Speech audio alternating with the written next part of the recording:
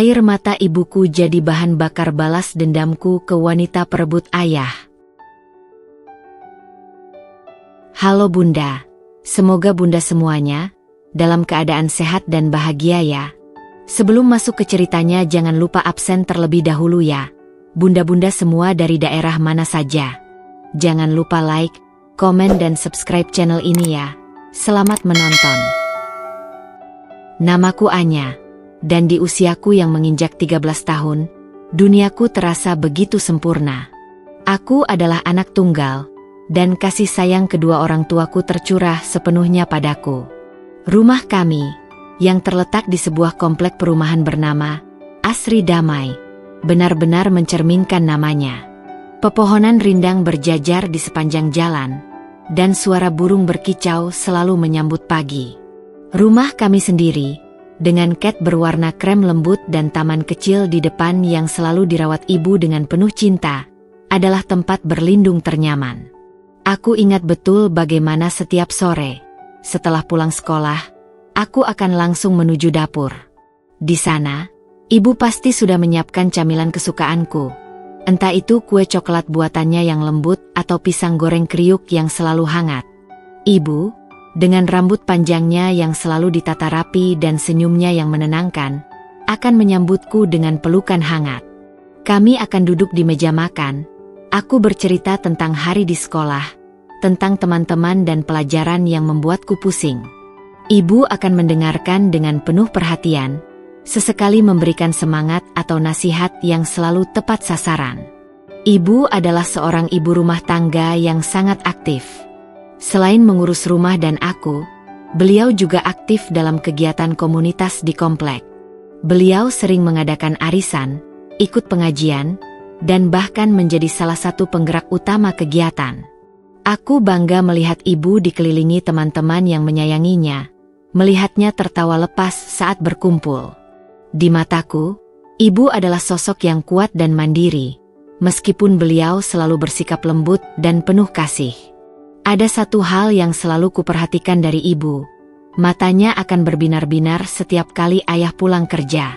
Itu adalah pancaran cinta yang tulus, yang membuatku yakin bahwa mereka adalah pasangan yang paling bahagia di dunia. Ayah, Irwan namanya, adalah sosok yang karismatik. Sebagai seorang arsitek, beliau memiliki selera seni yang tinggi, yang tercermin dalam desain rumah kami yang nyaman dan estetik. Beliau selalu bersemangat menceritakan proyek-proyeknya, dari desain rumah mewah hingga gedung perkantoran megah. Aku suka melihat ayah bekerja di ruang kerjanya, dengan kertas-kertas bertebaran dan pensil yang menari-nari di atas permukaannya. Beliau selalu menyempatkan diri untuk bermain bersamaku setelah pulang kerja. Kami sering bermain catur, atau sekadar bercerita tentang hari kami masing-masing. Ayah selalu punya jawaban untuk setiap pertanyaanku, dan penjelasannya selalu mudah kupahami. Ada satu kebiasaan yang sangat aku sukai dari ayah. Setiap malam sebelum tidur, beliau akan datang ke kamarku, membacakan cerita pengantar tidur.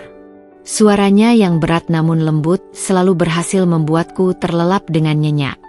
Cerita-cerita yang beliau bawakan pun beragam. Mulai dari kisah-kisah putri kerajaan hingga cerita-cerita lucu yang membuatku tertawa terbahak-bahak. Aku merasa sangat aman dan dicintai saat ayah berada di dekatku. Malam minggu adalah malam yang selalu kutunggu-tunggu. Itu adalah malam keluarga kami. Setelah makan malam di rumah, ayah akan mengajak kami keluar. Kadang kami menonton film di bioskop, kadang kami makan malam di restoran favorit ibu, yang menyajikan berbagai macam hidangan laut segar. Di sana, ayah dan ibu akan saling bertukar cerita, tertawa bersama, dan sesekali saling menggoda. Aku selalu merasa bahagia melihat kebersamaan mereka, melihat betapa harmonisnya hubungan mereka. Aku sering berpikir, kelak aku ingin memiliki keluarga yang bahagia seperti mereka. Pagi itu, hari Sabtu yang cerah, suasana di rumah terasa begitu menyenangkan. Ibu membuatkan sarapan istimewa, nasi uduk dengan berbagai macam lauk pauk yang menggugah selera. Aroma harumnya sudah tercium sejak aku bangun tidur. Aku dan ayah sudah duduk di meja makan saat ibu datang membawa nampan berisi lauk pauk. "Wah, ibu masak banyak sekali," seruku senang. "Iya, ini kan hari libur.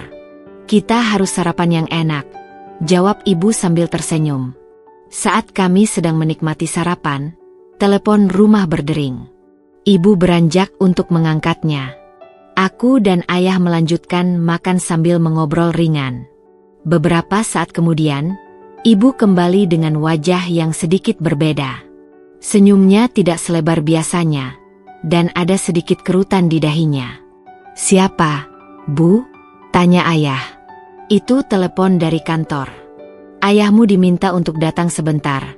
Ada masalah sedikit," jawab ibu, berusaha terdengar biasa saja. "Masalah apa, Bu?" tanyaku penasaran. "Tidak apa-apa, sayang. Urusan pekerjaan orang dewasa," jawab ibu sambil mengusap rambutku.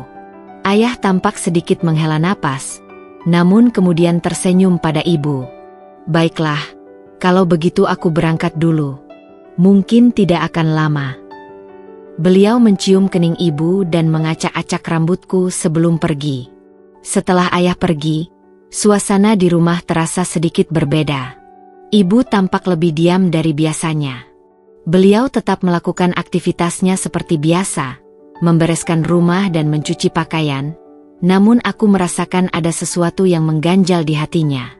Aku mencoba bertanya beberapa kali, namun ibu hanya menjawab dengan senyuman tipis dan berkata bahwa semuanya baik-baik saja. Siang itu, ayah belum juga pulang. Ibu mulai terlihat gelisah. Beliau beberapa kali melihat jam dinding dan mencoba menghubungi ayah melalui telepon, namun tidak ada jawaban. Aku mulai merasa khawatir. Biasanya, jika ayah pergi sebentar, beliau akan segera kembali. Sore harinya, ibu mengajakku pergi ke taman komplek. Kami duduk di bangku taman sambil melihat anak-anak lain bermain. Ibu tampak melamun, pandangannya kosong. Aku menggenggam tangannya, mencoba memberikan semangat. "Ibu jangan khawatir. Ayah pasti sebentar lagi pulang," kataku mencoba menenangkan. Ibu tersenyum tipis dan memelukku erat. "Iya, sayang. Ibu percaya." Namun, di dalam hatiku, aku mulai merasakan firasat buruk. Ada sesuatu yang tidak beres. Perubahan ekspresi ibu saat menerima telepon tadi pagi, kegelisahannya saat ayah tak kunjung pulang, semuanya terasa janggal. Aku belum bisa memahami apa yang sebenarnya terjadi, namun aku bisa merasakan bahwa kehangatan dan tawa yang biasanya memenuhi rumah kami hari itu terasa sedikit pudar. Dan tanpa kusadari, awan gelap mulai menggantung di atas keluarga kecil kami, siap untuk menumpahkan hujan air mata yang akan menjadi awal dari segalanya. Malam itu terasa begitu panjang dan sunyi. Aku terbangun beberapa kali, selalu dengan harapan melihat ayah sudah terbaring di samping ibu, seperti biasanya. Namun, tempat di sebelahnya tetap kosong dan dingin. Pagi harinya, saat ibu mengajakku sarapan, aku bisa melihat jelas lingkaran hitam di bawah matanya dan raut wajah lelah yang berusaha beliau sembunyikan di balik senyum tipis. Setelah sarapan yang terasa hambar, ibu mengatakan ingin pergi ke kantor ayah. Aku menunggunya di rumah dengan perasaan campur aduk antara cemas dan berharap. Setiap suara mobil yang berhenti di depan rumah membuat jantungku berdebar kencang. Berharap itu adalah ayah. Namun, harapan itu selalu pupus. Saat ibu kembali, aku langsung tahu ada sesuatu yang sangat buruk telah terjadi. Wajahnya pucat pasi, dan matanya merah serta bengkak. Sebelum beliau sempat berbicara, air mata sudah lebih dulu membasahi pipinya. Beliau memelukku erat, dan aku merasakan bahunya bergetar hebat. "Sayang, ayah." Ibu terisak, suaranya tercekat di tenggorokan. Aku membalas pelukannya, merasakan ketakutan yang belum pernah kurasakan sebelumnya mencengkeram hatiku. "Ayah kenapa, Bu? Apa ayah sakit? Kita harus ke rumah sakit," ujarku panik, mencoba melepaskan pelukannya untuk melihat wajahnya. Ibu menggeleng lemah, Air mata terus mengalir tanpa bisa dibendung. Beliau menarik napas dalam-dalam, seolah mengumpulkan seluruh kekuatannya untuk mengucapkan kata-kata yang akan menghancurkan duniaku. Anya, ayah. Ayah tidak ada di kantor. Beliau pergi dengan wanita lain. Kata-kata itu bagai ribuan anak panah yang menghujam jantungku. Aku membeku, tidak percaya dengan apa yang baru saja kudengar. Ayah? Lelaki yang selalu kupuja, yang selalu menjadi panutanku, tega melakukan ini pada ibu? Pada kami? Rasanya seperti mimpi buruk yang sangat nyata. Tidak mungkin. Bu, ayah tidak mungkin melakukan itu. Pasti ada salah paham. Aku berusaha menyangkal, berharap ini hanyalah kesalahpahaman yang bisa segera diluruskan. Air mata mulai mengalir di pipiku, bercampur dengan air mata ibu. Ibu kembali memelukku, kali ini lebih erat, seolah ingin melindungiku dari kenyataan pahit ini. Ibu tahu ini sulit kamu terima, sayang. Ibu juga tidak pernah menyangka ini akan terjadi. Tapi, ibu menemukan pesan-pesan di telepon ayah, dan ada beberapa barang ayah yang tidak ada di rumah. Suara ibu semakin lirih, penuh dengan kepedihan. Aku melepaskan pelukan ibu dan menatapnya dengan mata yang berkaca-kaca. Pesan apa, Bu? Barang apa? Ibu mengusap air matanya dengan kasar. Pesan-pesan yang menunjukkan bahwa ayah punya hubungan dengan wanita lain. Dan beberapa pakaiannya, serta tas kerjanya, tidak ada.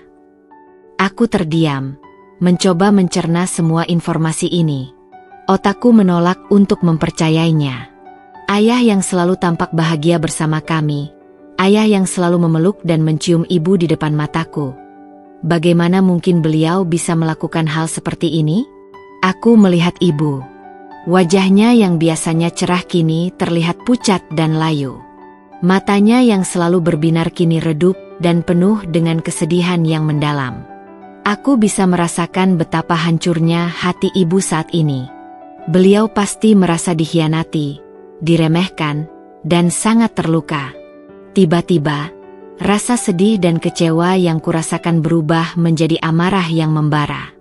Amarah yang ditujukan kepada ayah, dan terutama kepada wanita itu. Wanita yang telah berani merebut kebahagiaan ibuku. Wanita yang telah membuat ibuku menangis. Aku tidak mengenal wanita itu. Aku tidak tahu siapa dia. Tapi aku sudah membencinya dengan segenap hatiku. Aku mengepalkan tanganku erat-erat hingga buku-buku jariku memutih. Aku melihat air mata ibu yang terus mengalir tanpa henti. Setiap tetes air mata itu terasa seperti membakar hatiku. Aku tidak bisa membiarkan ini terus terjadi. Aku tidak bisa membiarkan ibuku terus menderita. Dalam hati, aku berjanji. Aku akan melakukan apapun untuk membalas rasa sakit yang telah ayah dan wanita itu berikan kepada ibuku. Air mata ibuku akan menjadi bahan bakar dendamku. Aku akan membuat wanita itu menyesal telah menghancurkan keluarga kami. Aku akan membalas dendam, sepedih dan sepedas air mata ibuku. Saat itu, aku mungkin masih terlalu muda untuk memahami sepenuhnya arti dari sumpah yang kuucapkan. Namun, tekadku sudah bulat. Dendam telah bersemi di hatiku, dan aku tahu, suatu hari nanti, aku akan menuntut keadilan untuk ibuku. Hari-hari setelah pengakuan ibu terasa seperti mimpi buruk yang berkepanjangan.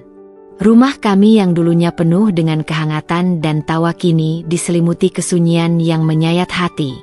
Ayah benar-benar pergi. Tidak ada telepon, tidak ada pesan.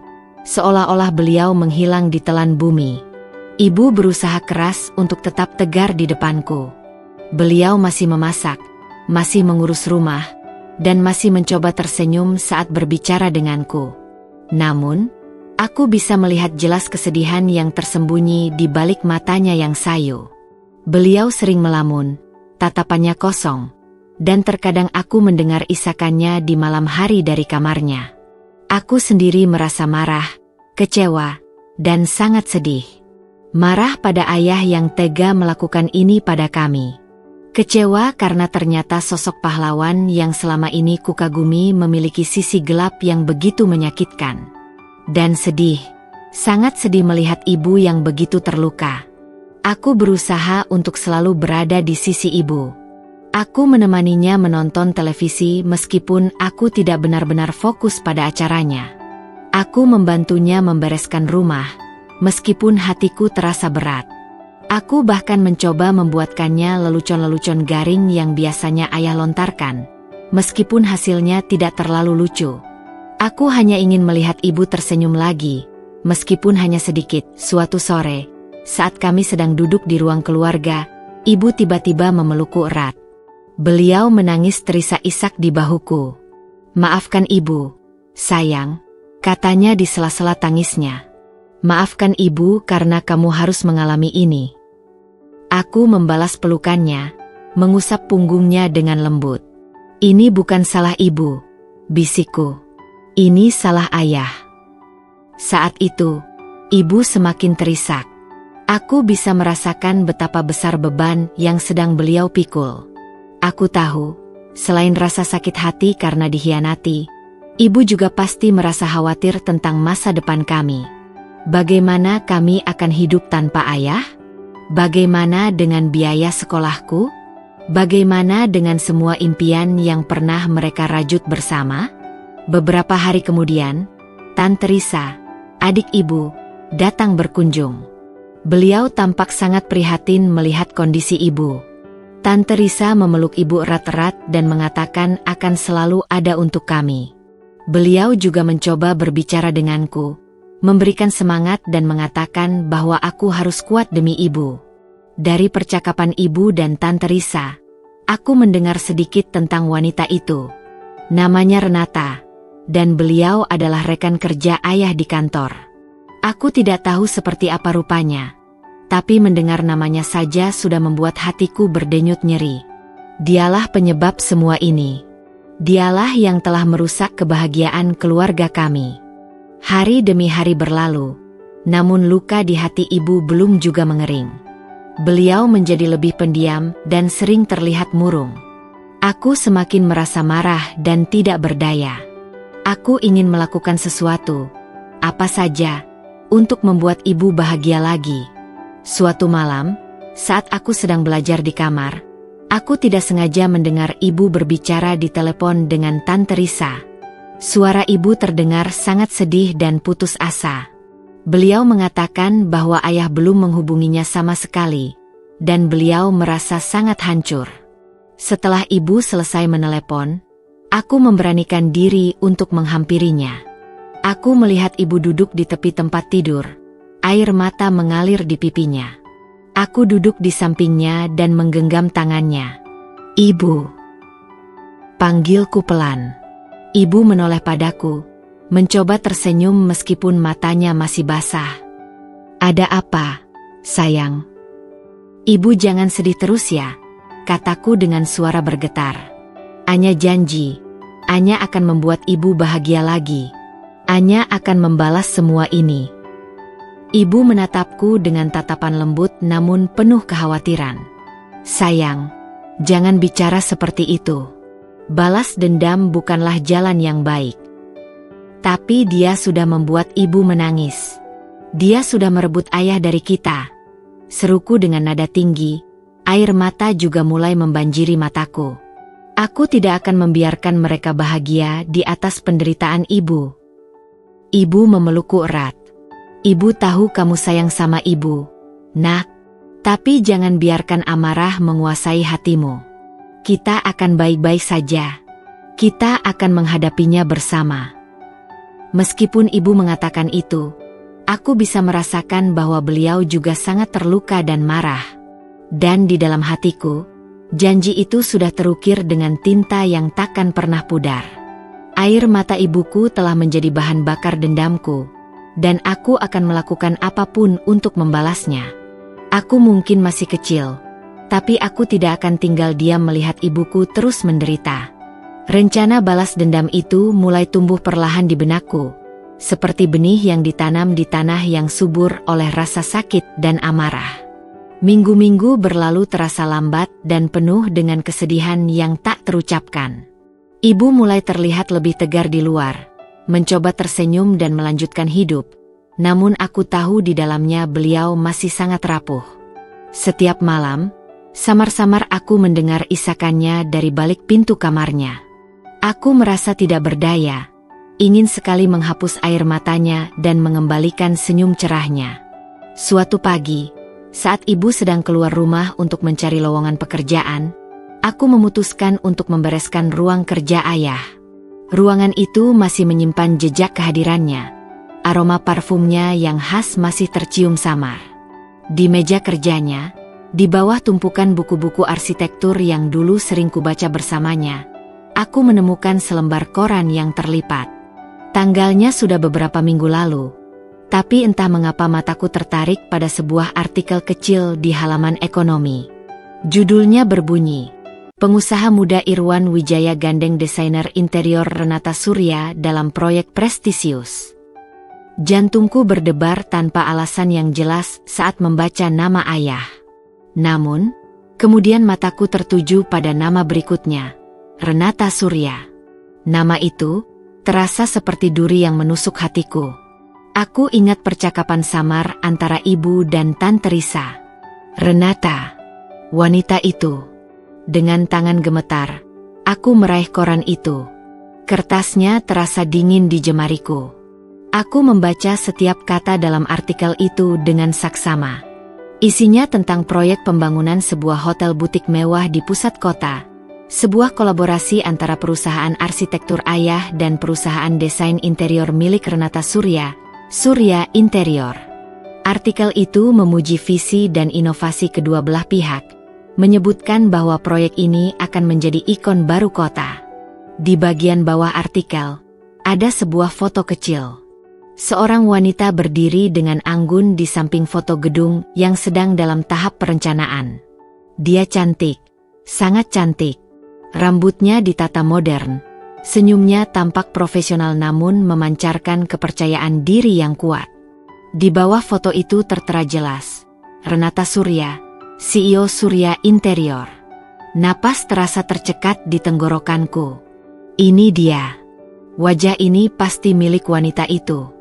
Wanita yang telah menghancurkan kebahagiaan ibuku. Wanita yang telah membuat air mata ibuku mengalir.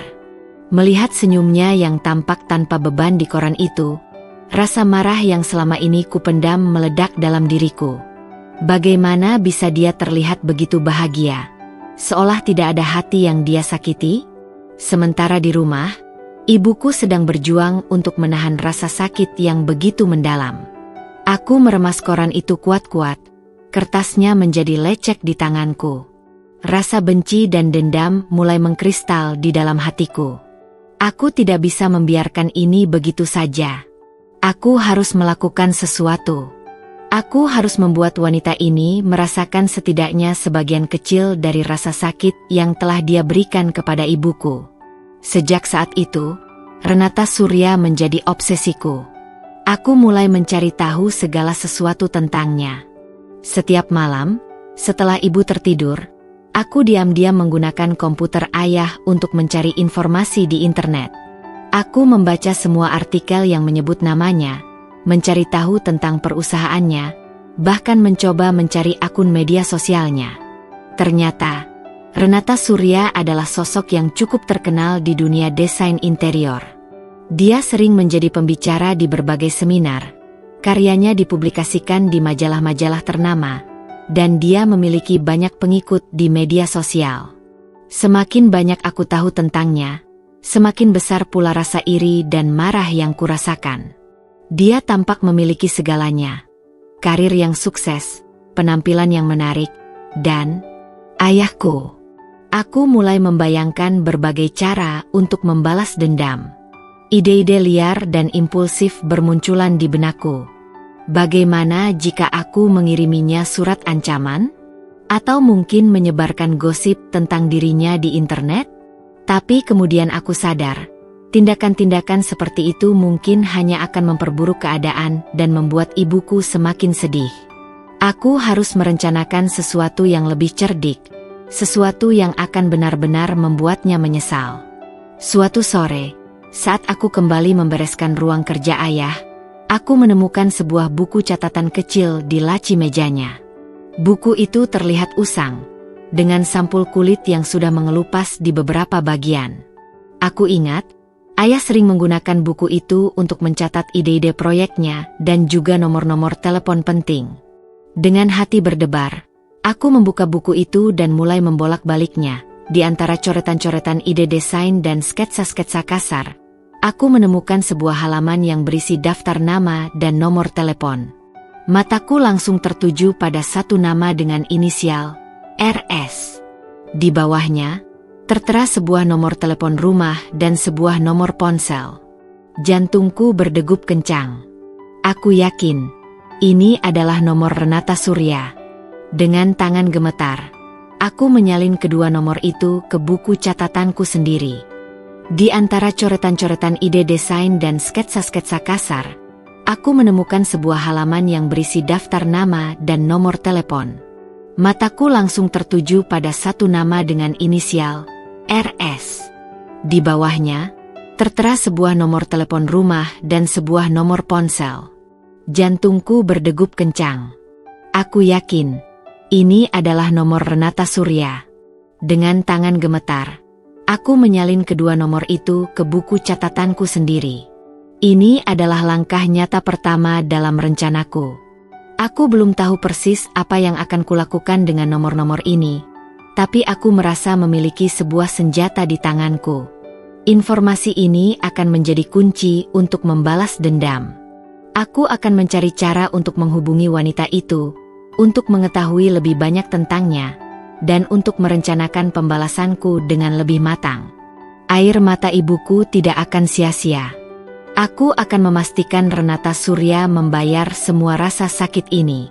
Setelah menemukan nomor telepon Renata Surya, buku catatan ayah menjadi benda yang sangat berharga bagiku. Aku menyimpannya di tempat yang aman, di antara buku-buku tebal di rak paling atas kamarku. Setiap kali aku melihat ke sana, rasa ingin tahu dan keinginan untuk bertindak bercampur aduk di dalam diriku. Aku ingin segera menghubungi wanita itu, tapi aku tahu aku harus lebih pintar dari sekadar melampiaskan amarahku. Beberapa hari kemudian, saat ibu sedang keluar untuk menyerahkan berkas lamaran kerja ke beberapa tempat, aku merasa inilah saat yang tepat untuk mengambil langkah pertama. Aku membawa telepon rumah ke kamarku dan duduk di tepi tempat tidur dengan jantung berdebar kencang.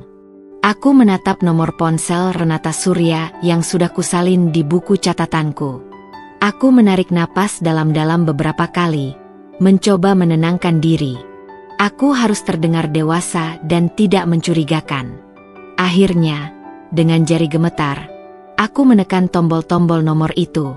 Nada sambung terdengar beberapa kali sebelum akhirnya diangkat. Halo. Suara seorang wanita terdengar di ujung sana. Suaranya lembut, sedikit serak, dan ada nada ramah yang membuatku sedikit terkejut. Tidak terdengar seperti suara seorang perusak rumah tangga seperti yang kubayangkan. Aku sudah menyiapkan sedikit kebohongan. Selamat siang, Bu. Saya dari tim riset mahasiswa.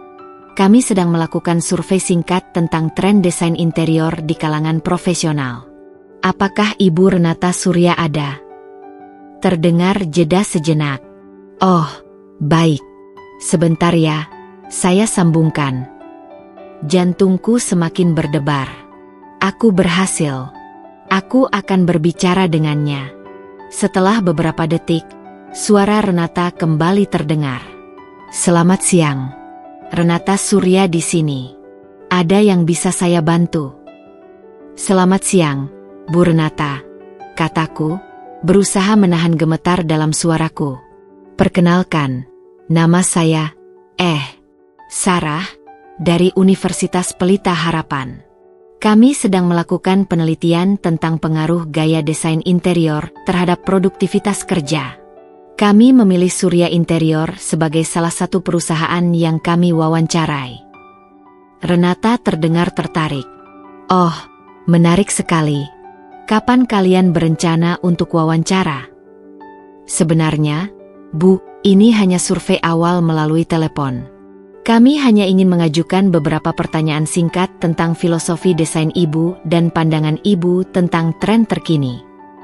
Aku melanjutkan dengan beberapa pertanyaan umum yang sebelumnya sudah kupikirkan.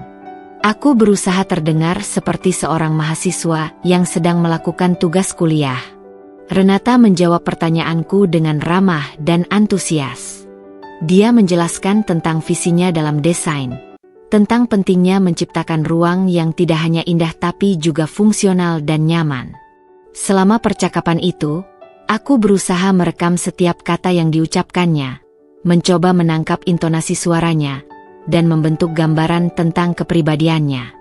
Dia terdengar cerdas, profesional, dan sangat bersemangat dengan pekerjaannya. Tidak ada sedikit pun nada jahat atau licik dalam suaranya.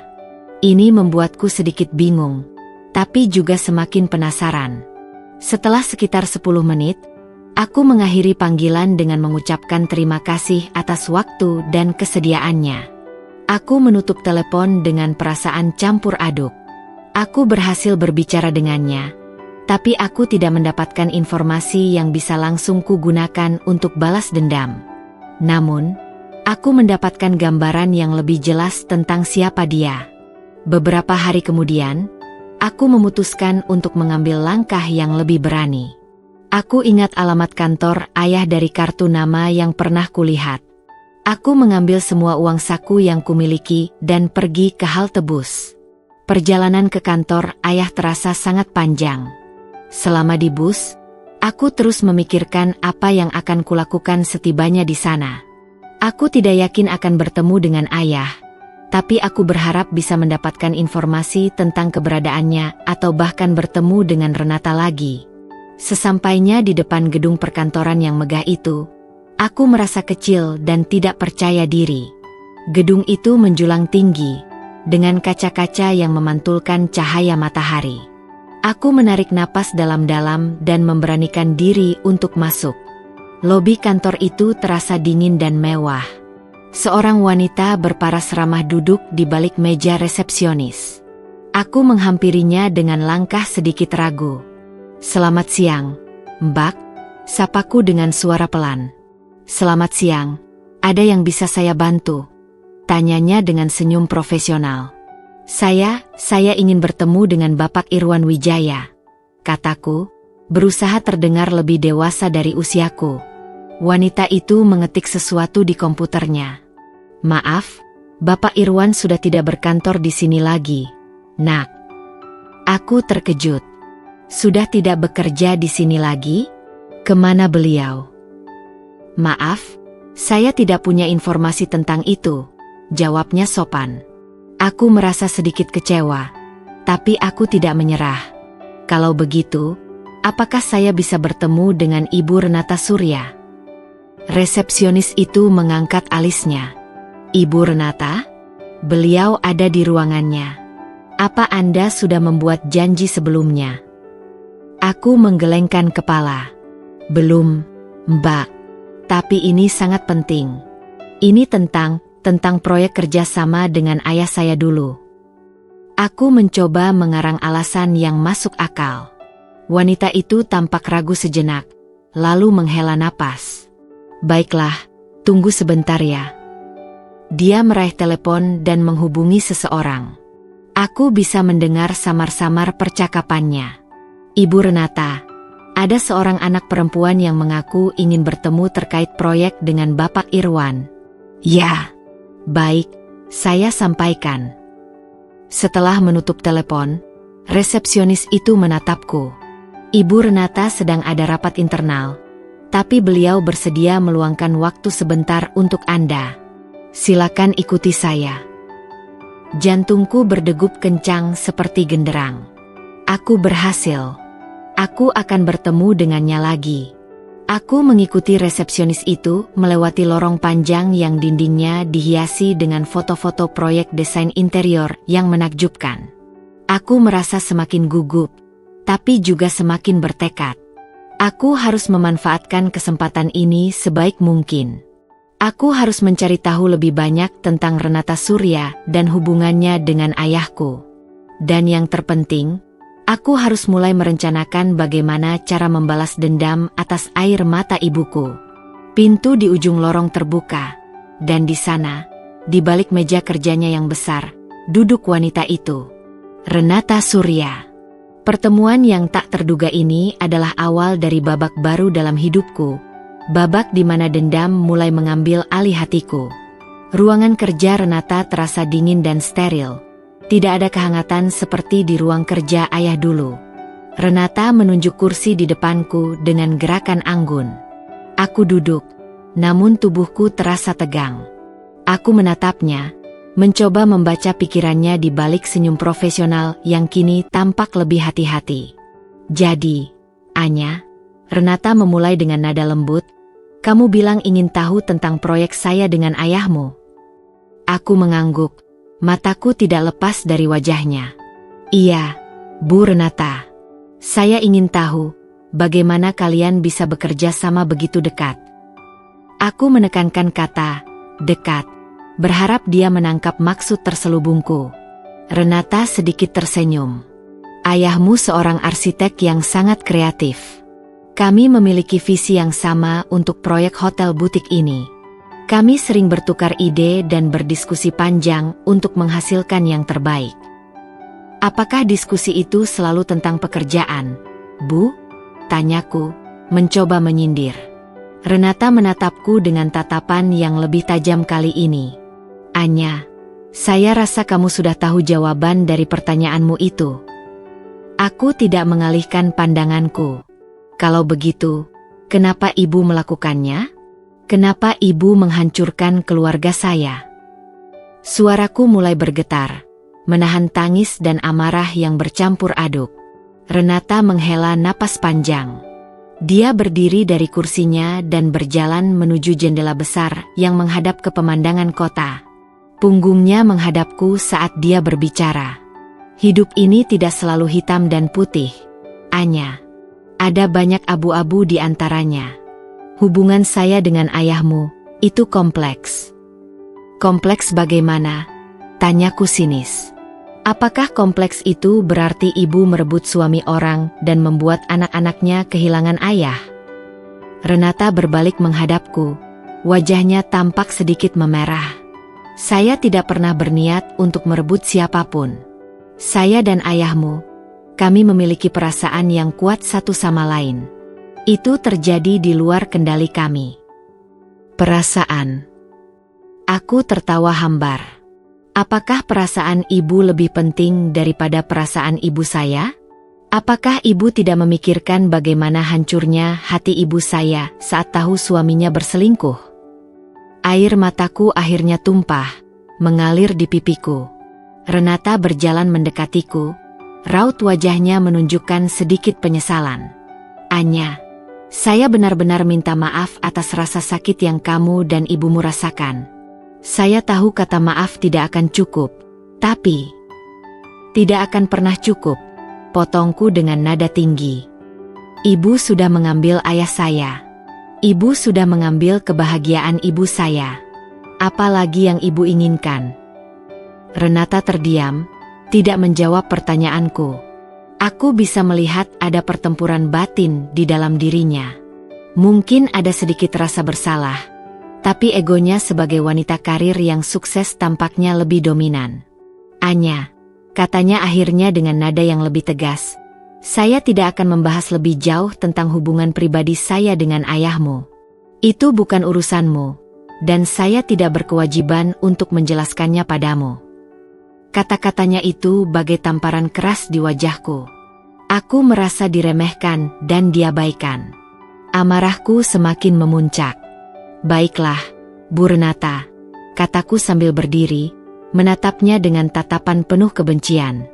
Kalau ibu tidak mau jujur, saya akan mencari tahu sendiri semuanya. Saya akan mencari tahu bagaimana ibu bisa menghancurkan keluarga kami. Dan saya janji, ibu akan menyesal telah melakukan ini pada ibu saya. Renata menatapku dengan tatapan yang sulit kuartikan. Ada sedikit ketakutan di matanya kali ini, bercampur dengan rasa marah karena ancamanku. Anya, kamu masih anak-anak. Jangan ikut campur urusan orang dewasa. Kamu tidak tahu apa yang kamu lakukan. Saya tahu satu hal, jawabku dengan suara bergetar namun penuh tekad. Ibu sudah membuat ibu saya menangis setiap malam. Dan saya akan memastikan ibu juga akan merasakan air mata yang sama. Saya akan membalas dendam demi ibu saya. Aku berbalik dan berjalan menuju pintu, tidak ingin melihat wajahnya lebih lama lagi. Setiap langkahku dipenuhi dengan keyakinan bahwa aku harus melakukan sesuatu. Aku harus membuat Renata Surya membayar semua rasa sakit ini. Saat aku keluar dari ruangan itu dan berjalan menyusuri lorong kantor yang terasa dingin dan asing, aku merasakan perubahan dalam diriku. Aku bukan lagi Anya yang dulu, gadis kecil yang bahagia dan tanpa beban. Aku adalah Anya yang dipenuhi dengan amarah dan tekad untuk membalas dendam. Pertemuan singkat dengan Renata hari ini telah menguatkan tekadku. Aku tahu ini tidak akan mudah, tapi aku tidak akan menyerah. Aku akan mencari cara untuk mengungkap semua kebohongan dan rahasia Renata, dan aku akan menggunakan semuanya untuk menghancurkan kebahagiaannya, sama seperti dia telah menghancurkan kebahagiaan ibuku.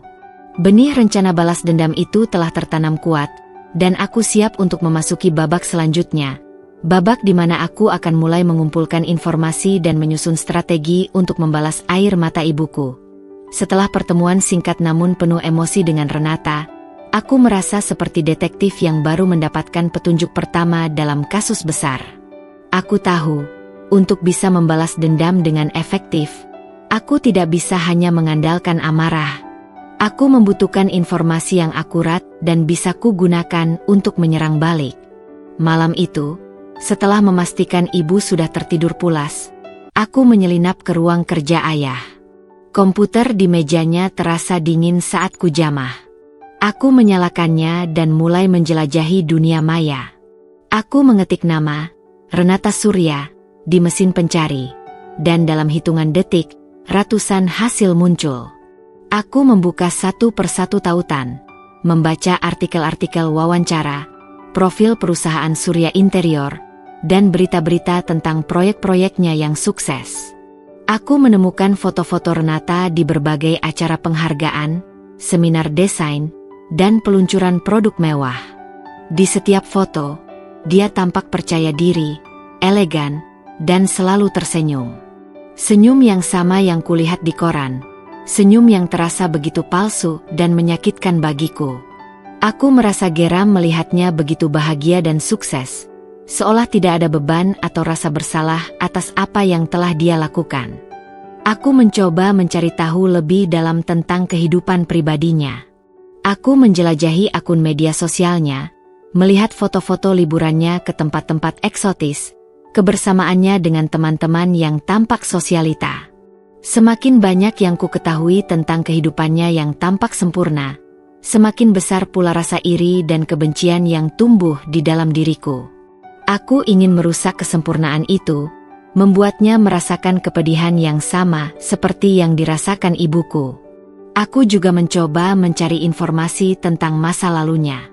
Aku mencari tahu tentang keluarganya, pendidikan, dan karir awalnya. Namun, Renata tampaknya sangat menjaga privasinya. Tidak banyak informasi detail yang bisa kutemukan.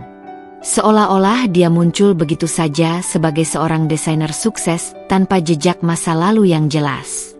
Ini justru membuatku semakin curiga. Apakah ada sesuatu yang dia sembunyikan? Saat sedang melihat-lihat profil LinkedIn Renata, mataku tertumbuk pada daftar koneksinya. Ada ratusan nama, sebagian besar adalah orang-orang penting di industri desain dan arsitektur. Dan kemudian, aku melihatnya, Herman Wijaya. Nama belakang yang sama dengan ayah. Aku mengerutkan kening, mencoba mengingat apakah ayah pernah menyebut nama itu. Ya, pernah. Ayah pernah bercerita tentang seorang arsitek senior yang sangat dihormati, salah satu pendiri firma arsitektur tempat ayah dulu bekerja. Pak Herman. Sebuah ide cemerlang tiba-tiba muncul di benakku. Mungkin Pak Herman tahu sesuatu tentang Renata dan hubungannya dengan ayah. Mereka mungkin pernah bekerja bersama di masa lalu. Beliau mungkin memiliki informasi yang tidak bisa kudapatkan dari internet atau dari Renata sendiri. Ini adalah petunjuk yang sangat berharga. Aku segera mencari buku kontak ayah. Setelah membolak-balik beberapa halaman, aku menemukan nama Herman Wijaya dengan nomor telepon rumah dan kantornya. Aku mencatat kedua nomor itu dengan hati-hati di buku catatanku. Aku belum yakin bagaimana cara menghubunginya atau apa yang akan kukatakan, tapi aku merasa ini adalah langkah penting yang bisa membawaku lebih dekat pada kebenaran. Selain melakukan riset online, aku juga menjadi lebih peka terhadap percakapan di sekitarku. Aku lebih sering berada di dekat ibu saat beliau berbicara dengan teman-temannya atau dengan Tante Risa. Aku berusaha menangkap setiap informasi sekecil apapun yang mungkin berkaitan dengan ayah atau Renata. Beberapa hari kemudian, saat ibu sedang berbicara di telepon dengan Bu Anita, tetangga sebelah rumah yang juga merupakan teman baiknya, aku tidak sengaja mendengar percakapan mereka. Ibu bercerita dengan nada sedih tentang perubahan sikap ayah beberapa bulan sebelum dia pergi. Ibu mengatakan bahwa ayah sering menerima telepon dari nomor yang tidak dikenal dan menjadi lebih tertutup. Beliau juga sering pulang larut malam dengan alasan pekerjaan yang menumpuk. Yang paling membuat ibu curiga adalah ketika beliau menemukan struk pembelian sebuah gelang emas di saku jas ayah. Padahal ayah tidak pernah memberikan gelang emas kepada ibu. Informasi ini bagaikan kepingan puzzle yang mulai tersusun. Gelang emas itu pasti untuk Renata. Ayah sudah menjalin hubungan dengan wanita itu jauh sebelum dia pergi dari rumah. Mereka telah berbohong dan menyembunyikan semuanya dari ibu. Rasa marahku semakin membuncah. Aku bertekad untuk mengungkap semua kebohongan ini. Aku ingin membuktikan kepada ibu bahwa ayah telah mengkhianatinya dan Renata adalah dalang di balik semua ini. Aku ingin melihat Renata menerima akibat dari perbuatannya. Aku mulai merencanakan bagaimana cara menghubungi Pak Herman. Aku akan berpura-pura menjadi seorang mahasiswa yang sedang melakukan penelitian tentang sejarah perusahaan arsitektur tempat ayah dulu bekerja. Aku akan mengatakan bahwa aku ingin mewawancarai beliau tentang masa-masa awal perusahaan dan menanyakan tentang proyek-proyek yang melibatkan arsitek-arsitek lain, termasuk ayah dan mungkin juga Renata. Malam itu, sebelum tidur, aku melihat foto keluarga kami yang tergantung di dinding kamar. Di foto itu, kami bertiga tersenyum bahagia di depan Menara Eiffel saat liburan ke Paris beberapa tahun lalu. Kenangan indah itu kini terasa begitu menyakitkan. Ayah yang ada di foto itu terasa seperti orang asing bagiku. Bagaimana bisa beliau melakukan ini pada kami? Aku mengusap air mata yang tiba-tiba mengalir di pipiku. Aku mengambil foto itu dan memeluknya erat. Aku tidak akan membiarkan ini terus terjadi. Ibu, bisikku dalam kegelapan. Aku akan membuat mereka menyesal. Aku akan membalas semua air mata ibu. Dengan tekad yang membara, aku memejamkan mata. Aku tahu jalan yang kupilih ini penuh dengan rintangan, tapi aku tidak akan menyerah. Aku akan mengumpulkan semua jejak digital, semua bisikan masa lalu, dan menggunakan setiap petunjuk yang kudapatkan untuk mengungkap kebenaran dan membalas dendam. Nomor telepon Pak Herman Wijaya di buku catatanku terasa seperti kunci yang akan membukakan pintu menuju rahasia yang selama ini tersembunyi. Malam setelah menemukan nomor telepon Pak Herman Wijaya, aku sulit tidur. Pikiranku dipenuhi dengan rencana dan pertanyaan. Bagaimana aku akan memulai percakapan? Apa yang harus kutanyakan agar tidak terlihat mencurigakan? Aku menulis beberapa pertanyaan di buku catatanku, mencoba menyusunnya agar terdengar seperti seorang siswa SMP yang polos dan antusias dengan sejarah arsitektur. Aku berlatih mengucapkan kalimat-kalimat itu di depan cermin, memastikan suaraku terdengar dan tidak dibuat-buat. Hari Rabu pagi, aku merasa sangat gugup. Aku mengenakan seragam sekolahku yang paling rapi, berharap itu akan memberikan kesan baik pada Pak Herman. Aku membawa buku catatanku yang sudah penuh dengan pertanyaan dan beberapa lembar kertas kosong untuk mencatat jawabannya. Di dalam tasku, terselip foto keluarga kami yang dulu bahagia, sebagai pengingat akan tujuan utamaku. Saat tiba di depan kantor Pak Herman, jantungku berdebar semakin kencang. Kantor itu terletak di sebuah bangunan tua yang tampak kokoh dan berkarakter. Di lobi, aku disambut oleh seorang resepsionis wanita yang tersenyum ramah. Aku menyebutkan namaku dan mengatakan bahwa aku memiliki janji wawancara dengan Pak Herman. Tak lama kemudian, seorang pria parubaya dengan rambut yang sudah memutih di beberapa bagian, namun dengan mata yang masih bersinar cerah, keluar dari sebuah ruangan. "Anya? Silakan masuk, Nak," sapanya dengan suara hangat. Itu pasti Pak Herman. Ruang kerjanya terasa nyaman dan penuh dengan sejarah. Di rak-rak buku berjajar rapi buku-buku tebal tentang arsitektur, seni, dan sejarah. Di atas meja kerjanya, terdapat beberapa model bangunan yang tampak rumit dan indah. Aroma kertas tua dan kopi bercampur di udara, menciptakan suasana yang tenang dan inspiratif. Tak lama kemudian, seorang pria parubaya dengan rambut yang sudah memutih di beberapa bagian, namun dengan mata yang masih bersinar cerah, keluar dari sebuah ruangan.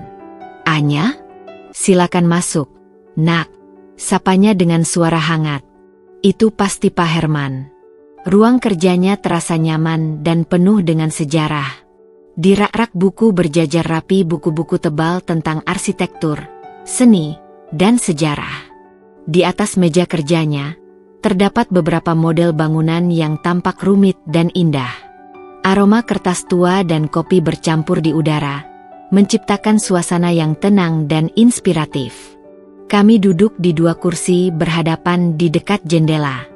Aku memulai wawancara dengan pertanyaan-pertanyaan umum tentang awal mula perusahaan Wijaya Arsitek, pendirinya, dan visi mereka. Pak Herman menjawab dengan antusias, menceritakan berbagai kisah menarik tentang masa-masa sulit dan kejayaan perusahaan.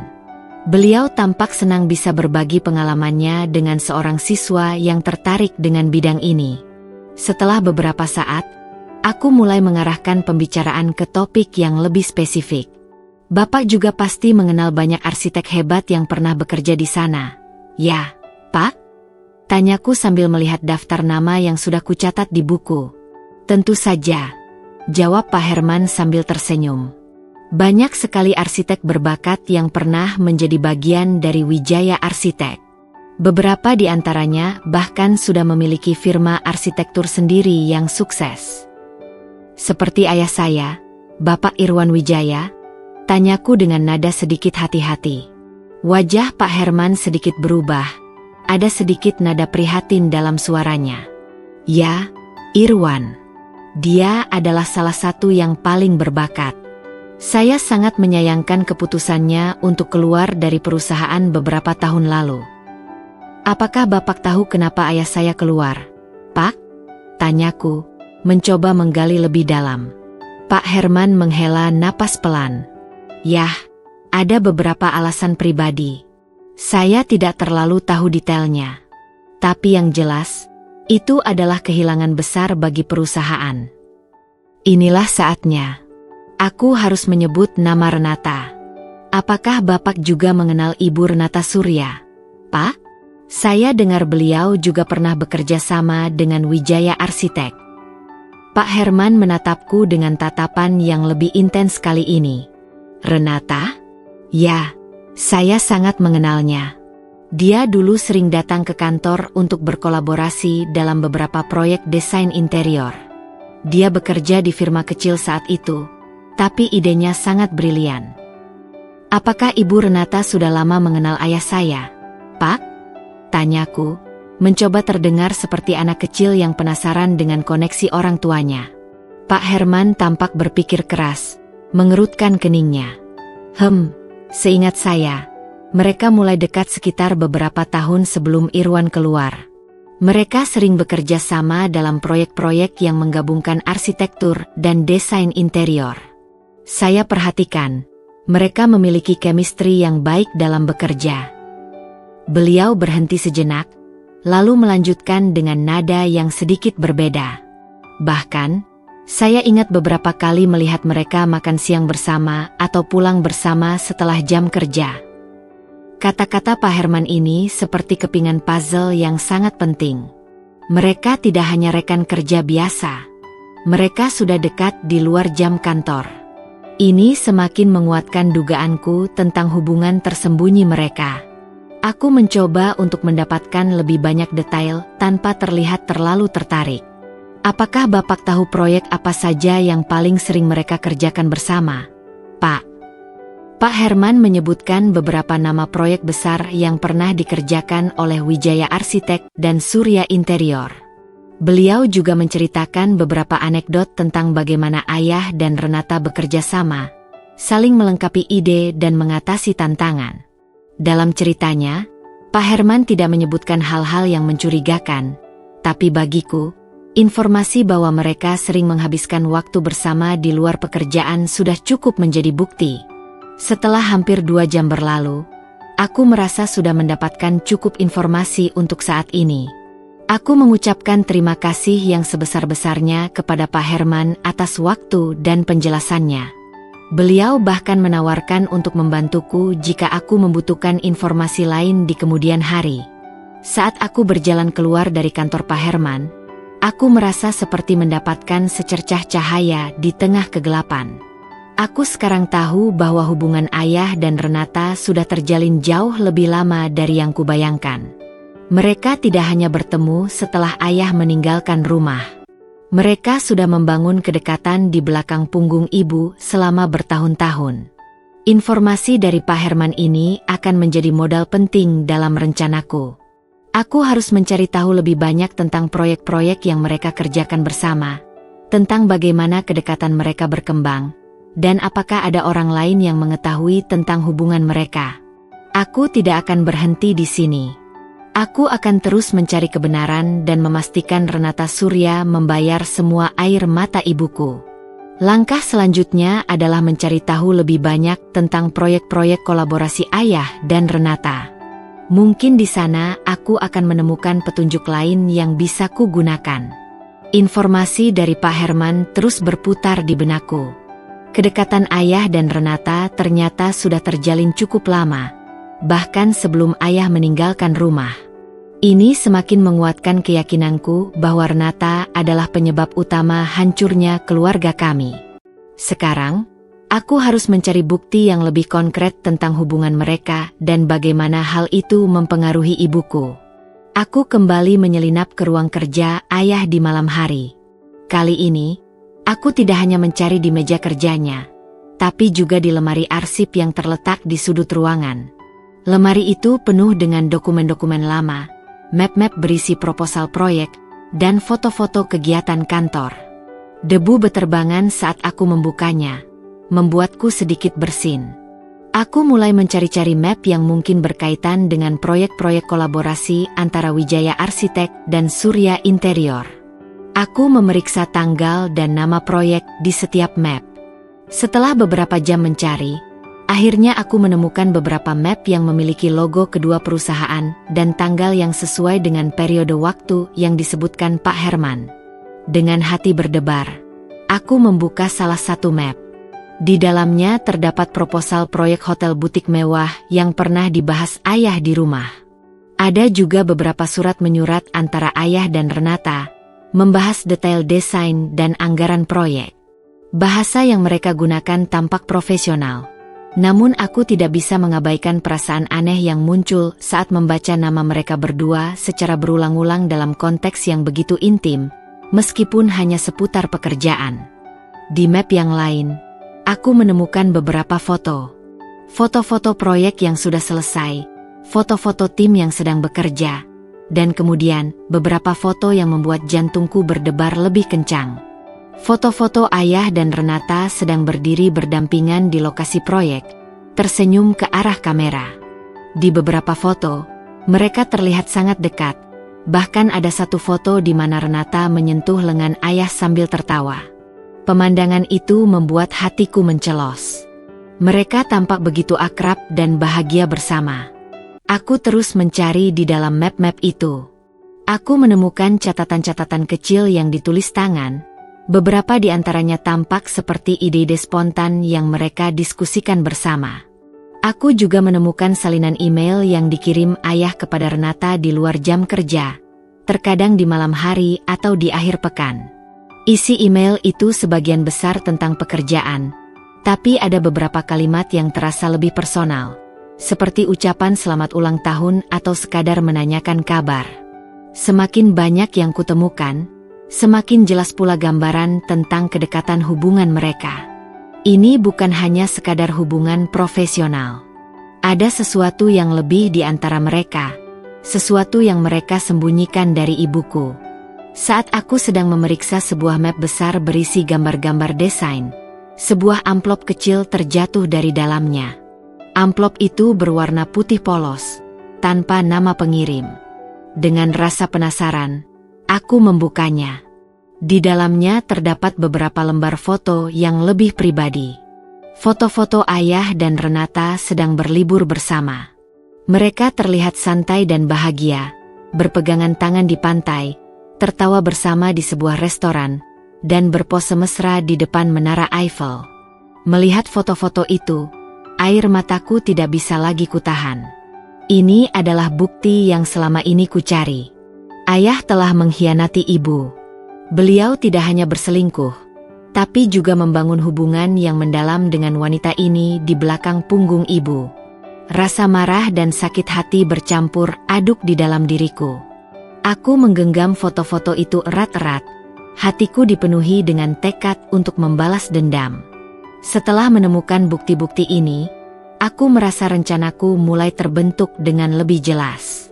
Aku tidak bisa menghadapi Renata secara langsung dengan amarah. Aku harus menggunakan informasi ini untuk menyerangnya dengan cara yang lebih cerdik dan menyakitkan. Aku harus mencari cara untuk mengungkap perselingkuhan mereka kepada orang-orang terdekat Renata, kepada rekan-rekan kerjanya, bahkan mungkin kepada publik. Aku ingin merusak reputasinya, menghancurkan citra sukses yang selama ini dia bangun. Aku juga memikirkan tentang ibuku.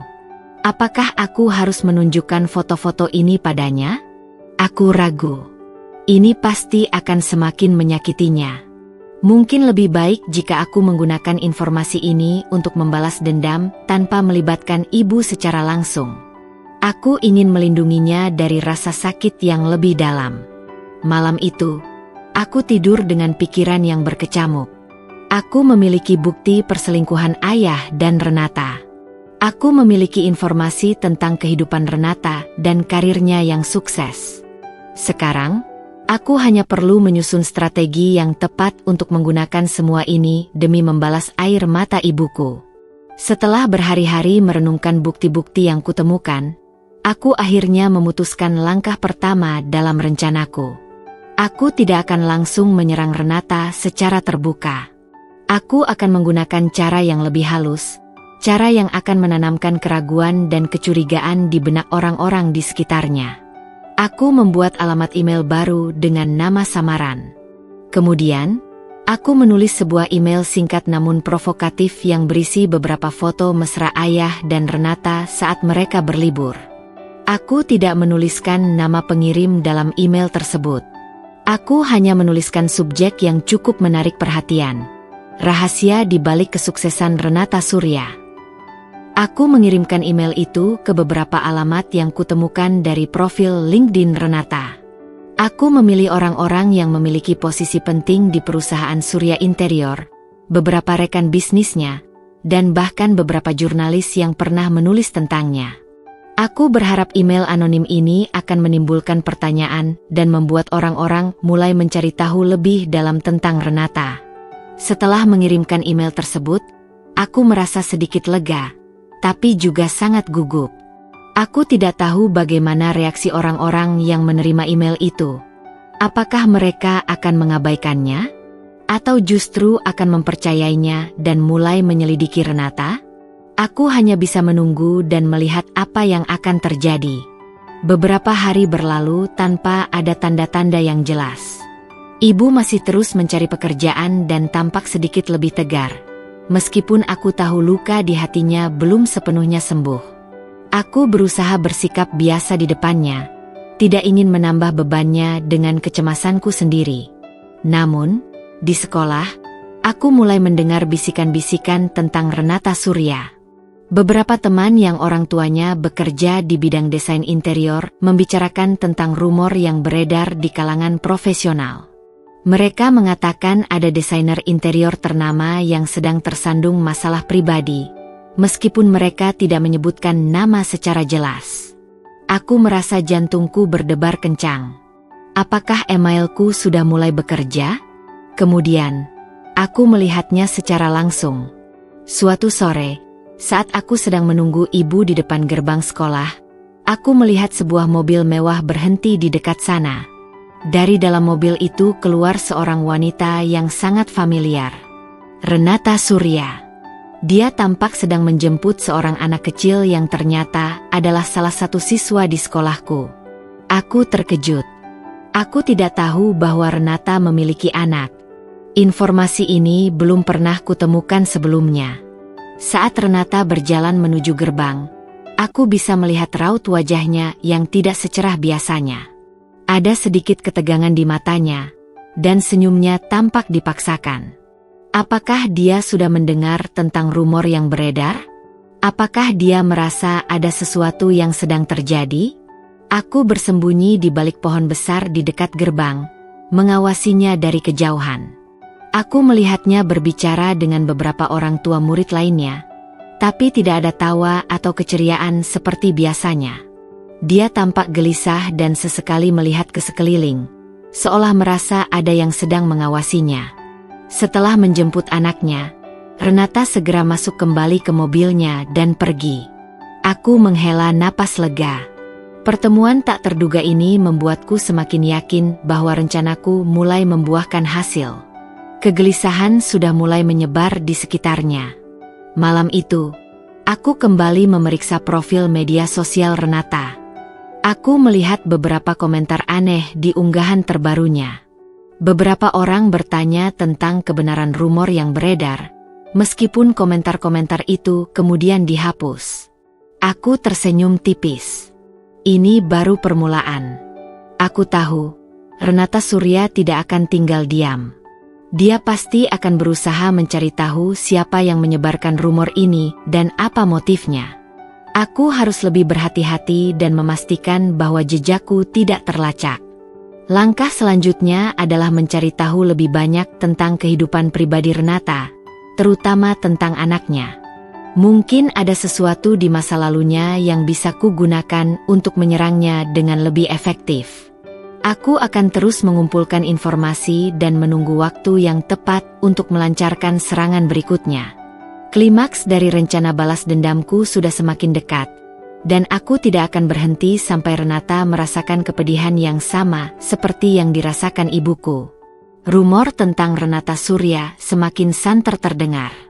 Aku melihat beberapa artikel online yang membahas tentang dugaan perselingkuhan seorang desainer interior ternama, meskipun namanya disamarkan.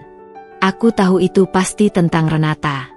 Kegelisahan yang kulihat di wajahnya beberapa hari yang lalu kini semakin jelas terlihat di media. Namun, Renata tidak tinggal diam. Aku mendengar dari teman sekolahku yang ibunya bekerja di perusahaan lain yang sering berkolaborasi dengan Surya Interior, bahwa Renata sedang berusaha keras mencari tahu siapa yang menyebarkan rumor ini. Dia bahkan dikabarkan menyewa seorang ahli IT untuk melacak jejak email anonim yang beredar. Aku menjadi lebih waspada. Aku memastikan tidak ada jejak yang bisa menghubungkanku dengan email tersebut. Aku menggunakan jaringan Wi-Fi publik saat mengirimkannya dan menggunakan nama samaran yang tidak akan pernah bisa dilacak kembali padaku. Sementara itu, aku terus mencari tahu tentang kehidupan pribadi Renata. Aku kembali menjelajahi media sosialnya, mencari petunjuk tentang keluarganya. Aku menemukan beberapa foto dirinya bersama seorang anak laki-laki, yang kutahu adalah putranya. Aku juga menemukan beberapa foto dirinya bersama seorang pria yang lebih tua, yang kemungkinan adalah ayahnya. Aku mulai berpikir. Menyerang Renata secara langsung mungkin akan membuatnya semakin defensif dan justru menyulitkan rencanaku. Mungkin aku harus mencari cara untuk menyentuh hatinya, atau setidaknya membuatnya merasakan ketakutan akan kehilangan sesuatu yang berharga baginya. Aku kembali teringat pada putranya.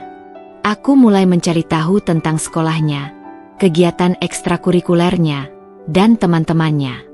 Aku bahkan beberapa kali sengaja berada di sekitar sekolahnya saat jam pulang, mencoba melihat interaksi Renata dengan putranya. Aku melihat betapa sayangnya dia pada anak itu. Dia selalu menggandeng tangannya erat, tersenyum lembut, dan mendengarkan dengan penuh perhatian saat putranya bercerita. Sebuah ide licik mulai terlintas di benakku. Bagaimana jika aku menggunakan putranya sebagai alat untuk membalas dendam? Aku bisa saja mendekati putranya, berpura-pura menjadi temannya, dan kemudian, tapi aku segera menggelengkan kepala. Tidak, aku tidak bisa melakukan itu. Melibatkan anaknya dalam rencana balas dendamku adalah tindakan yang terlalu keji, bahkan untuk seseorang seperti Renata yang telah menyakiti ibuku. Aku harus mencari cara lain. Aku kembali fokus pada karir Renata. Reputasinya adalah segalanya baginya. Aku harus mencari cara untuk merusak citra sukses yang selama ini dia bangun. Suatu sore, saat aku sedang berada di sebuah kafe dekat sekolah, aku tidak sengaja melihat Renata sedang duduk di meja yang tidak jauh dariku. Dia tampak sedang berbicara serius dengan seseorang melalui telepon. Raut wajahnya tegang dan penuh kekhawatiran. Aku mencoba mencuri dengar percakapannya. Saya tidak tahu siapa yang melakukan ini, katanya dengan suara pelan namun penuh emosi. Tapi mereka berusaha menghancurkan hidup saya, karir saya, semuanya. Aku merasa sedikit bersalah mendengar nada putus asa dalam suaranya. Tapi kemudian aku kembali teringat pada air mata ibuku, dan rasa bersalah itu segera menghilang. Tiba-tiba, Renata mengakhiri panggilannya dan melihat ke sekeliling. Tatapannya bertemu dengan tatapanku. Dia tampak terkejut sesaat, lalu raut wajahnya berubah menjadi dingin dan penuh kecurigaan. Dia bangkit dari kursinya dan berjalan menghampiriku. "Kamu," katanya dengan nada menuduh. "Kamu yang menyebarkan semua rumor ini, kan?" Aku mencoba untuk tetap tenang meskipun jantungku berdebar kencang. "Saya tidak tahu ibu bicara tentang apa," jawabku, berusaha terlihat polos. "Jangan berbohong padaku," bentaknya, suaranya sedikit meninggi. "Saya melihatmu di kantor saya waktu itu. Kamu mengaku sebagai putrinya Irwan. Dan sekarang, semua ini terjadi. Pasti kamu pelakunya." Aku menatapnya dengan tatapan yang sama dinginnya. Memang benar saya putri Bapak Irwan. Tapi saya tidak tahu menahu tentang rumor yang ibu maksud. Jangan pura-pura bodoh. Renata semakin marah. "Saya akan melaporkan kamu ke polisi jika kamu tidak berhenti." "Laporkan saja kalau ibu punya bukti," jawabku dengan nada menantang. "Saya tidak melakukan apa-apa." Renata menatapku dengan tatapan penuh amarah dan frustrasi. Dia tampak ingin mengatakan sesuatu lagi, tapi kemudian menghela napas dan berbalik pergi. Pertemuan tak terduga ini membuatku semakin berhati-hati. Renata sudah mulai mencurigaiku. Aku harus lebih pintar dan tidak meninggalkan jejak yang bisa menghubungkanku dengannya. Tapi di sisi lain, konfrontasi ini juga membuatku semakin bersemangat. Aku tahu aku sudah berhasil membuatnya gelisah. Sekarang, aku hanya perlu menunggu waktu yang tepat untuk melancarkan serangan yang lebih besar.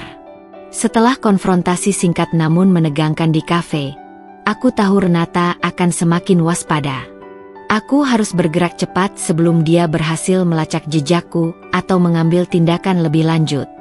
Aku memutuskan untuk menggunakan kartu terakhirku, mengungkap kebenaran tentang hubungannya dengan ayah secara lebih terbuka dan di tempat yang paling tidak terduga. Beberapa hari kemudian, aku melihat sebuah undangan di meja ibu. Itu adalah undangan untuk acara gala amal tahunan yang diadakan oleh Asosiasi Arsitek dan Desainer Interior Kota. Ayah dan ibu biasanya selalu menghadiri acara ini. Aku tahu Renata pasti juga akan hadir, mengingat posisinya di industri ini. Ini adalah kesempatan yang sempurna. Aku akan mengungkapkan kebenaran tentang hubungan mereka di depan banyak orang, di acara yang seharusnya menjadi perayaan kesuksesan dan profesionalisme. Aku yakin, ini akan menjadi pukulan yang sangat telak bagi reputasi Renata. Dengan bantuan Tante Risa, aku berhasil mendapatkan tiket masuk ke acara gala tersebut. Aku mengenakan gaun sederhana namun rapi yang kupinjam dari Tante Risa. Malam itu, aku merasa lebih tua dari usiaku, dipenuhi dengan tekad dan sedikit rasa takut. Saat tiba di ballroom hotel mewah tempat acara diadakan, aku melihat kerumunan orang-orang berpakaian elegan. Aku mencari-cari sosok Renata di antara mereka. Tak lama kemudian, aku melihatnya. Dia tampak anggun dan memukau dalam balutan gaun malam berwarna merah menyala. Dia sedang berbicara dengan beberapa orang penting di industri ini, tersenyum dan tertawa seolah tidak ada beban di hatinya. Aku menarik napas dalam-dalam dan mulai bergerak mendekatinya. Jantungku berdebar kencang, tapi aku tidak bisa mundur lagi. Ini adalah saatnya. Aku mendekati kelompok Renata dan dengan sengaja menyenggol gelas minuman salah satu tamunya hingga tumpah sedikit mengenai gaun Renata. "Oh, maafkan saya," kataku dengan nada dibuat-buat panik. Renata menoleh padaku dengan tatapan terkejut sekaligus kesal. "Tidak apa-apa," katanya, lalu matanya membelalak saat menyadari siapa aku. "Kamu?" Aku tersenyum sinis. "Hai, Bu Renata. Kita bertemu lagi di tempat yang tidak terduga, ya?"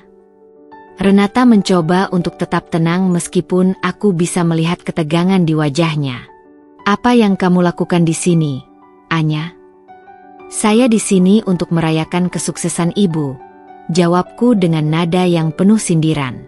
"Kesuksesan yang ibu raih, mungkin dengan cara yang sedikit tidak biasa." Beberapa orang di sekitar kami mulai memperhatikan percakapan kami. Renata mencoba menarikku menjauh, tapi aku menolak.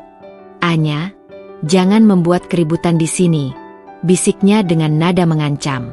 "Kenapa tidak, Bu Renata? Bukankah semua orang di sini berhak tahu tentang bagaimana ibu meraih kesuksesan ibu?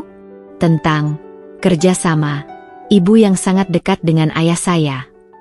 Aku sengaja mengeraskan suaraku agar lebih banyak orang mendengar. Renata tampak panik.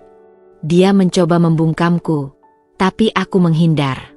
Aku mengeluarkan beberapa foto mesra ayah dan Renata dari dalam tas kecilku dan menunjukkannya kepada orang-orang di sekitar kami. "Lihatlah, ini adalah kerjasama yang sebenarnya antara Ibu Renata dan ayah saya.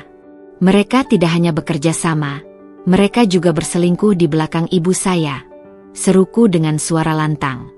Keheningan seketika menyelimuti area tersebut.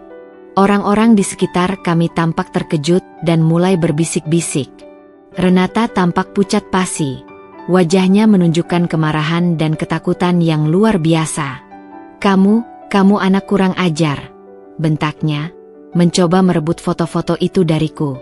Aku menghindar dan terus menunjukkan foto-foto itu kepada orang-orang. Beberapa dari mereka bahkan mengambil foto dengan ponsel mereka. Aku tahu, berita ini akan menyebar dengan cepat.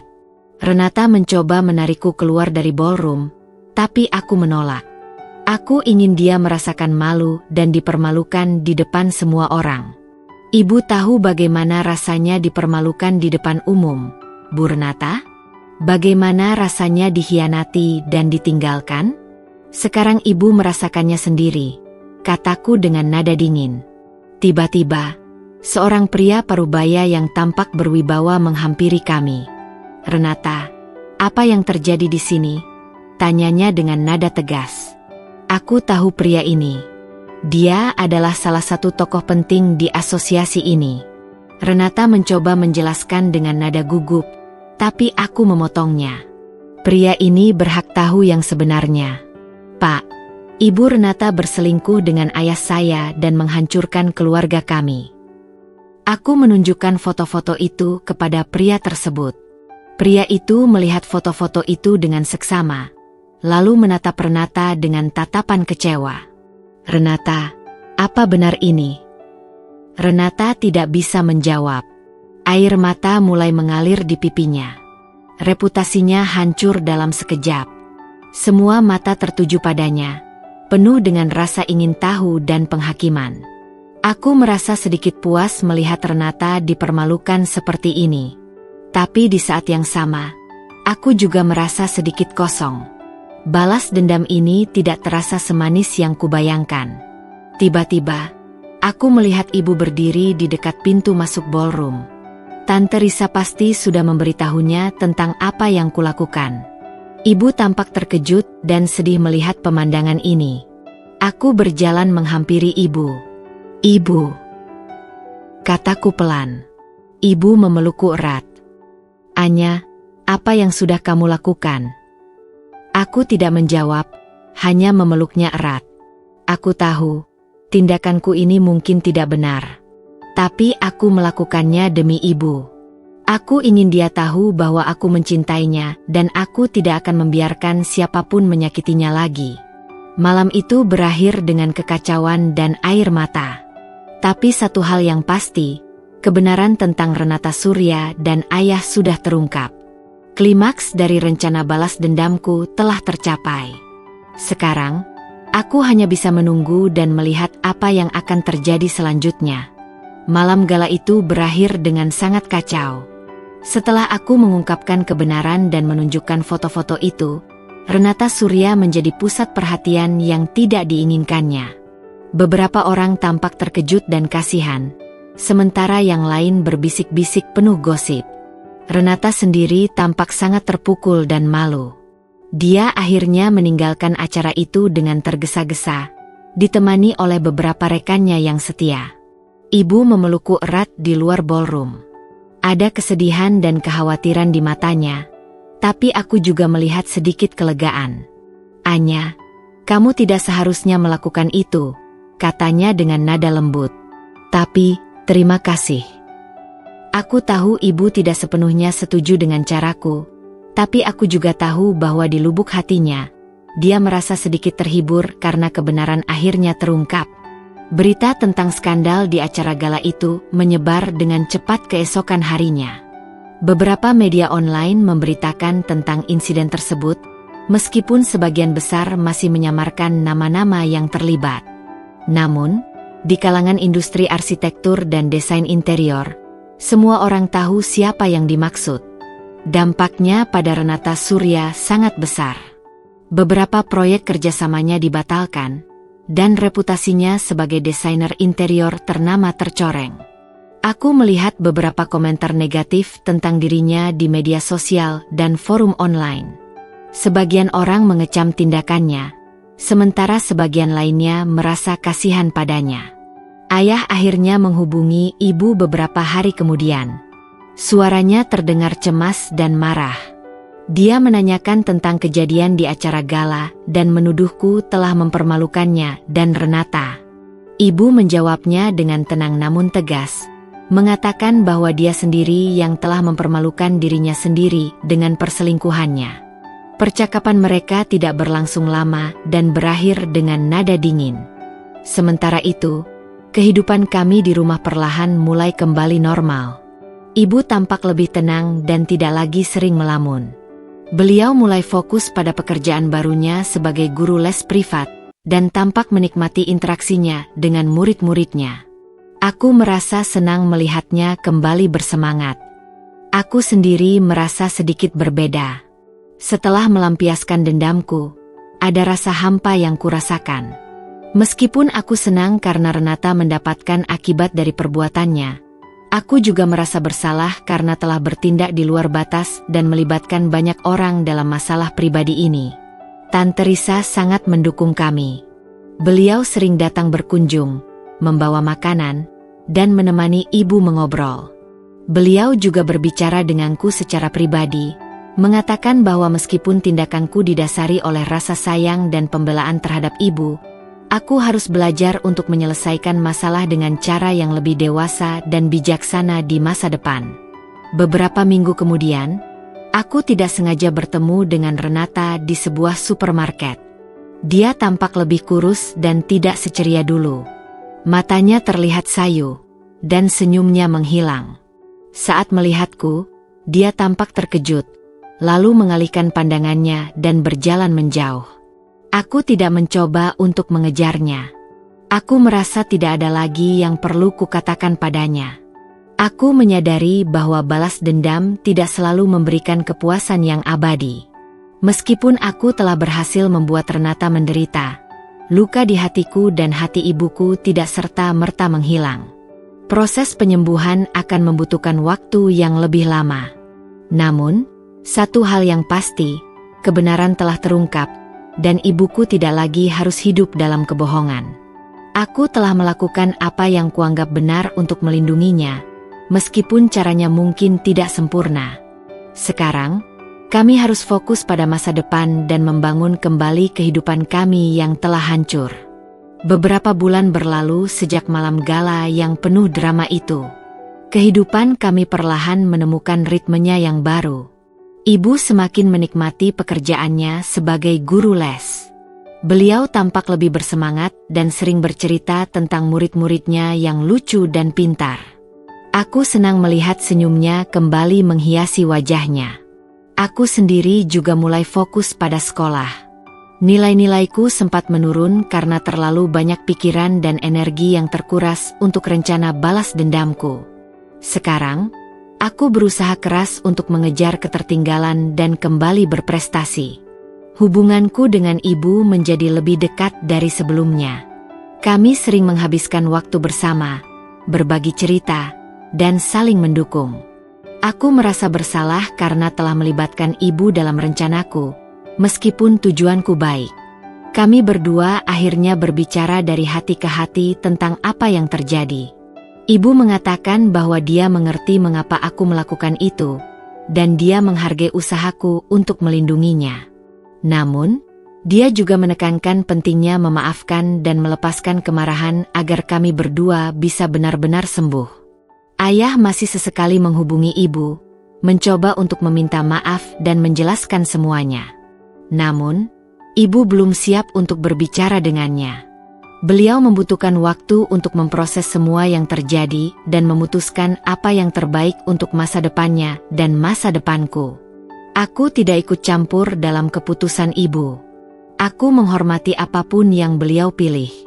Aku mulai merenungkan kembali tindakanku terhadap Renata Surya. Meskipun aku merasa dia pantas mendapatkan apa yang terjadi padanya, aku juga menyadari bahwa balas dendam tidak membawa kedamaian yang abadi. Aku mungkin telah berhasil merusak reputasinya, tapi aku juga telah mengotori tanganku sendiri dengan kemarahan dan kebencian. Suatu hari, saat aku sedang berjalan-jalan di taman, aku melihat Renata sedang duduk sendirian di sebuah bangku. Dia tampak lebih kurus dan wajahnya terlihat lelah. Aku sempat berpikir untuk menghampirinya, tapi kemudian aku mengurungkan niatku. Aku rasa, kami berdua masih membutuhkan waktu untuk menyembuhkan luka masing-masing. Aku mulai memahami apa yang dikatakan ibu tentang memaafkan. Memaafkan bukan berarti melupakan apa yang terjadi, tapi lebih kepada melepaskan beban kemarahan dan kebencian agar kita bisa melanjutkan hidup dengan lebih ringan. Aku belum tahu apakah aku bisa benar-benar memaafkan ayah dan Renata, tapi aku tahu aku harus mencoba untuk melepaskan semua emosi negatif ini demi diriku sendiri dan demi ibu. Kehidupan kami tanpa ayah memang berbeda. Ada kekosongan yang terasa, terutama saat-saat tertentu seperti hari ulang tahun atau hari libur. Namun, kami belajar untuk mengisi kekosongan itu dengan cara kami sendiri. Kami menciptakan tradisi-tradisi baru dan saling menguatkan satu sama lain. Aku belajar banyak dari pengalaman ini. Aku belajar tentang pengkhianatan dan rasa sakit hati, tapi aku juga belajar tentang kekuatan cinta dan ketahanan seorang ibu. Aku belajar bahwa balas dendam mungkin terasa memuaskan sesaat, tapi pada akhirnya, yang paling penting adalah proses penyembuhan dan kemampuan untuk memaafkan. Masa depan masih terbentang di depan kami. Aku tidak tahu apa yang akan terjadi selanjutnya, tapi aku yakin bahwa aku dan ibu akan menghadapinya bersama. Kami telah melalui badai yang hebat, dan kami berhasil melewatinya dengan lebih kuat dan lebih dekat dari sebelumnya. Aku akan terus belajar dan tumbuh, berusaha menjadi pribadi yang lebih baik dan lebih bijaksana. Dan aku akan selalu ada untuk ibu, seperti dia selalu ada untukku. Waktu terus berjalan. Musim berganti, dan kehidupan kami terus berlanjut. Ibu akhirnya memutuskan untuk secara resmi bercerai dengan ayah. Prosesnya berjalan lancar meskipun menyakitkan. Ibu tampak lebih tegar dan fokus pada kebahagiaannya sendiri dan kebahagiaanku. Ayah beberapa kali mencoba menghubungiku, mengirim pesan dan email. Awalnya aku mengabaikannya, tapi kemudian ibu menyarankan agar aku mencoba mendengarkannya. Dengan berat hati, aku akhirnya setuju. Percakapanku dengan ayah tidak mudah. Ada banyak hal yang perlu dibicarakan, banyak luka yang perlu disembuhkan. Ayah mengakui kesalahannya dan meminta maaf dengan tulus atas rasa sakit yang telah dia timbulkan. Dia mengatakan bahwa dia menyesal telah membuat keputusan bodoh yang menghancurkan keluarganya. Aku mendengarkannya, mencoba memahami perspektifnya, meskipun aku belum bisa sepenuhnya memaafkannya. Aku membutuhkan lebih banyak waktu untuk itu. Aku tidak pernah lagi bertemu langsung dengan Renata Surya setelah malam gala itu. Namun, aku sesekali melihat berita tentangnya di internet. Karirnya memang sempat meredup, beberapa proyek besar dibatalkan, dan dia sempat menghilang dari sorotan publik. Namun, perlahan dia mulai membangun kembali reputasinya, meskipun tidak lagi seberkilau dulu. Aku mendengar dia pindah ke kota lain dan memulai kembali dari awal. Aku tidak tahu bagaimana perasaannya sekarang, tapi aku berharap dia juga belajar dari kesalahannya. Aku sendiri semakin dewasa dan mulai memahami bahwa hidup ini penuh dengan kompleksitas dan tidak selalu hitam dan putih. Tindakanku membalas dendam mungkin telah memberikan kepuasan sesaat, tapi itu juga meninggalkan rasa bersalah dan kekosongan di dalam diriku. Aku belajar bahwa kemarahan dan kebencian hanya akan merugikan diri sendiri. Ibu menjadi inspirasiku. Aku melihat bagaimana dia bangkit dari keterpurukan, bagaimana dia menemukan kekuatan dalam dirinya untuk melanjutkan hidup meskipun telah terluka. Dia mengajarkanku tentang arti ketegaran, kesabaran, dan pentingnya memaafkan, meskipun tidak mudah. Aku mulai aktif dalam kegiatan sosial di sekolah dan mencoba untuk fokus pada hal-hal yang positif. Aku menemukan kembali minatku pada seni dan mulai melukis lagi. Melalui lukisan, aku bisa mengekspresikan emosi dan pikiran-pikiran yang sulit kuucapkan. Suatu sore, saat aku sedang melukis di taman belakang rumah, ibu menghampiriku dan duduk di sampingku. Kami berdua terdiam sejenak, menikmati keindahan senja. "Anya," kata ibu pelan, "ibu bangga padamu. Kamu sudah tumbuh menjadi gadis yang kuat dan pintar." Aku tersenyum dan menyandarkan kepalaku di bahunya. "Terima kasih, Ibu. Ibu juga sangat kuat." Kami berdua tahu bahwa luka masa lalu tidak akan pernah benar-benar hilang, tapi kami belajar untuk hidup berdampingan dengannya. Kami telah membangun babak baru dalam hidup kami, babak yang didasari oleh cinta, dukungan, dan pengertian. Aku mungkin tidak akan pernah sepenuhnya melupakan apa yang terjadi, tapi aku belajar untuk tidak membiarkan masa lalu menghantuiku. Aku memilih untuk fokus pada masa depan, pada impian-impianku, dan pada kebahagiaanku bersama ibu. Kedamaian akhirnya kuraih, bukan melalui balas dendam, tapi melalui penerimaan, pemahaman, dan kemampuan untuk memaafkan diri sendiri dan orang lain. Aku belajar bahwa kebahagiaan sejati tidak bisa dibangun di atas penderitaan orang lain. Dan meskipun kenangan tentang ayah dan Renata akan selalu menjadi bagian dari masa laluku, aku memilih untuk mengingat pelajaran yang kudapatkan dari pengalaman itu.